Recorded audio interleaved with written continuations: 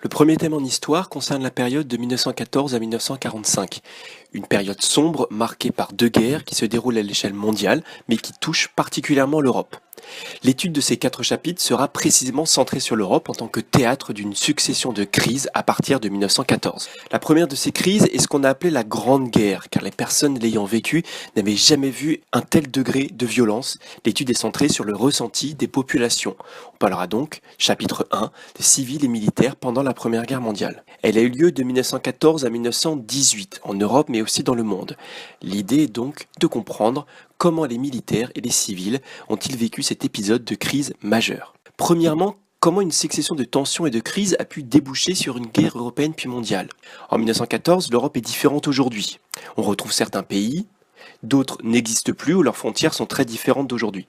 Surtout, l'Europe est divisée en 2 alliances ennemies. La France fait partie de l'Entente, avec le Royaume-Uni et la Russie. Cette entente est l'ennemi des empires centraux, qui réunit l'Allemagne et l'Autriche-Hongrie, 2 empires qui regroupent de nombreux peuples différents. La raison de la haine entre ces 2 blocs est multiple.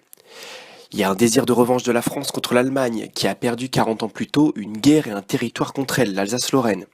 Il y a aussi des rivalités économiques entre les 2 alliances.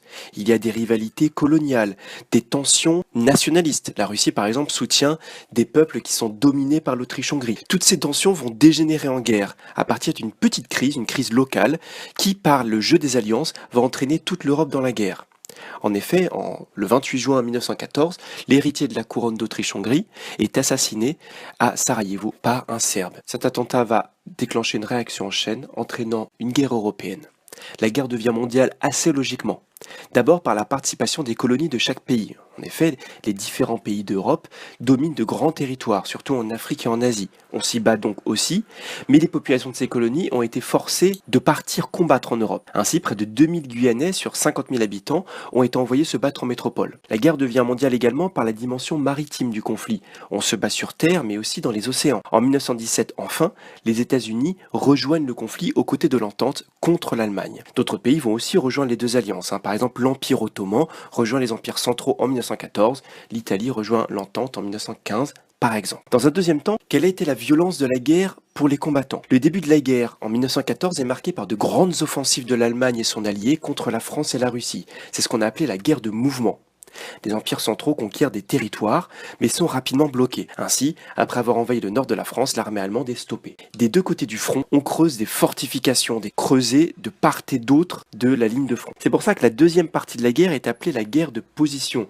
Pendant la majeure partie de la guerre, de 1915 à 1917, les ennemis se font face et tentent par de grandes et sanglantes attaques d'envahir la tranchée ennemie. Les armements modernes produits en masse par l'industrie, comme les canons, les fusils, les gaz de combat, font de ces attaques de véritables massacres. La bataille de Verdun ou celle de la Somme en 1907 illustrent bien cette violence de la guerre de tranchées.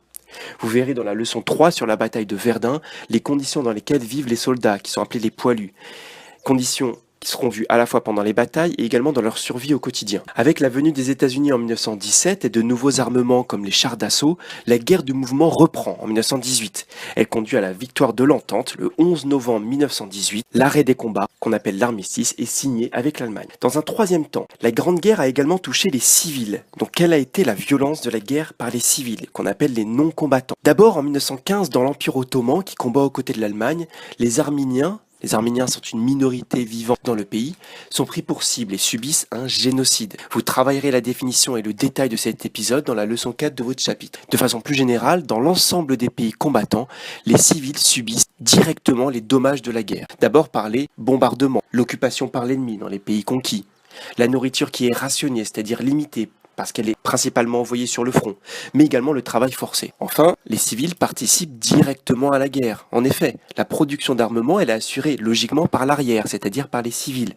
Mais comme les hommes sont au front, les femmes et les travailleurs coloniaux sont mobilisés dans les usines. D'autre part, le moral est attentivement surveillé, les lettres sont censurées.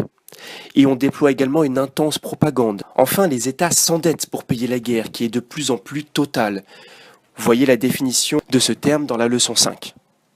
Et cette participation des civils à la guerre va avoir d'importantes conséquences, parmi lesquelles le travail des femmes, qui va être le début de leur libération, leur émancipation, à une époque où elles étaient dépendantes des hommes. La Première Guerre mondiale, enfin, est marquée par un événement particulier, un grand 4, les révolutions russes de 1917. Alors dans tous les pays combattants, la longueur de la guerre entraîne la lassitude et la colère des soldats, mais aussi des civils. Et en France, des mutineries, c'est-à-dire des révoltes de soldats, éclatent, mais elles sont réprimées dans le sang. C'est dans ce contexte-là, dans ce décor-là, ajouté aux défaites que subissent la Russie, qu'éclatent deux révolutions dans le pays. Le pays est à l'époque dirigé par un empereur qui est appelé un tsar.